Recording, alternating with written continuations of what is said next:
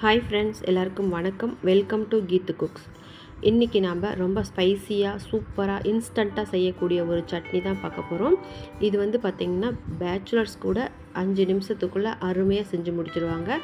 பார்த்ததுமே வந்து செய்யக்கூடிய, கண்ணு பார்த்தா கை வேலை செய்யும் அப்படின்னு சொல்லுவாங்க பார்த்திங்களா, அந்த மாதிரி இந்த சட்னி செய்யலாங்க. ரொம்ப ரொம்ப சூப்பராக இட்லி, தோசை, சப்பாத்திக்கு வச்சு சாப்பிடலாம்.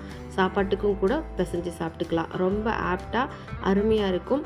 நாக்கு செத்து போனவங்களுக்கு இந்த மாதிரி ஒரு சட்னி செஞ்சு கொடுங்க, அருமையாக சாப்பிடுவாங்க. 2 இட்லி சாப்பிட்ற இடத்துல 6 இட்லி 7 இட்லி சாப்பிடுவாங்க.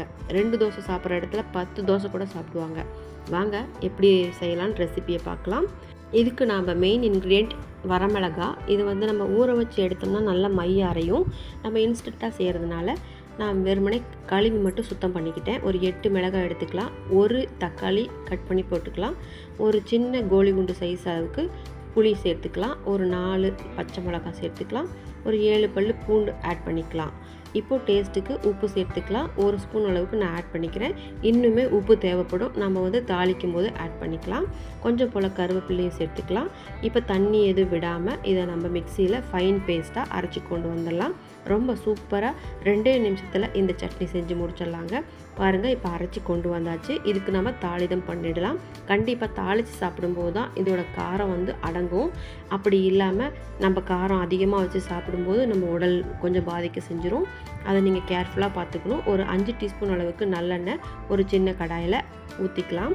இது சூடானதும் நம்ம சீரகம் 1/2 ஸ்பூன், கடுகு 1/2 ஸ்பூன் சேர்த்துக்கலாம். இது நல்லா எண்ணெயில் பொரிஞ்சு வரட்டும். இது பொரிஞ்சு வந்ததுமே வந்து 3 ஸ்பூன் அளவுக்கு உளுத்தம்பருப்பு சேர்த்துக்கலாம். முழு உளுந்து இருந்தால் அதையே சேர்த்துக்கலாம். நல்லா கொஞ்சம் க்ரன்ச்சியாக இருக்கும், நம்ம கடித்து சாப்பிடும்போது க்ரன்ச்சியாக இருக்கும். அதுக்காக தான், டேஸ்ட்டும் கூட கொடுக்கும். இப்போது அந்த உளுத்தம்பருப்பு பொரியட்டும். பொரிஞ்ச பின்னாடி நம்ம அரைச்சி வச்சுருந்த சட்னியை சேர்த்துக்கலாம். இந்த சட்னியில் பார்த்திங்கன்னா எல்லா பொருளுமே நம்ம பச்சையாக தான் போடுறோம். அதுக்காக தான் தாளிதம் செய்கிறோம். அது வந்து பச்சையாக சாப்பிடும்போது ஒரு சிலருக்கு எரிச்சிக்கிட்டு ஒரு மாதிரி காரத்தன்மை அதிகமாக இருக்கிறதுனால சாப்பிட மாட்டாங்க. அது மட்டும் இல்லைங்க, இது அரைச்சிட்டு தாளித்தோம்னா ஒரு 2 நாள் ஃப்ரிட்ஜில் வச்சு கூட நம்ம சாப்பிட்டுக்கலாம். ரொம்ப நாள் வைக்க முடியாது, ஒரு 2 நாள் 3 நாள் வச்சுக்கலாம். அது போக இது வந்து நம்ம வெளியிலே வச்சுருந்தாலும் ஒரு 2 நாளைக்கு ஒன்றும் ஆகாது, எண்ணெயில் இருக்கிறதுனால. இது பச்சையாக சாப்பிடும்போது அந்த டைமுக்கு மட்டும்தான் சாப்பிட்டுக்க முடியும். பச்சையாக சாப்பிடும்போது இன்னும் கொஞ்சம் காரத்தை குறைச்சிக்கிட்டு இன்க்ரீடியன்ட்ஸ்க்கு தகுந்த மாதிரி நம்ம அரைச்சிக்கலாம். இப்போ நம்ம எண்ணெயில் கலந்து விட்டாச்சு. சட்னியை ஃபுல்லாக நல்லா கைவிடாமல் கிண்டிக்கலாம். இதில் தண்ணி எதுவும் நம்ம ஆட் பண்ண வேண்டாம். தண்ணி ஆட் பண்ணோம்னா நம்ம வந்து ஒரு 2 நாள் வச்சு சாப்பிட முடியாது, சீக்கிரத்தில் கெட்டு போயிடும். அதுவே வந்து எண்ணெயில் கலந்து வெறும் சட்னி மட்டும் எண்ணெயில் அந்த ஈரப்பதம் மட்டும் போகிறதுக்கு நம்ம வதக்கி விட்டுக்கலாம். அடுப்போட தீயை சிம்மில் வச்சு பயன்படுத்திக்கலாம். இல்லைனா வந்து வெளியில் தெளிக்கும். அதுக்காக தான் நம்ம சிம்மில் வச்சு பயன்படுத்துகிறோம். அதுவும் இல்லாமல் சட்னி பயன்படுத்துகிற அந்த பாத்திரமும் குட்டியாக இருக்குது இல்லையா, அதுக்கு தகுந்த மாதிரி ஒரு 10 நிமிஷம் போல் நம்ம மீடியம் ஃப்ளேமில் வச்சு கைவிடாமல் கிண்டி விடலாம்.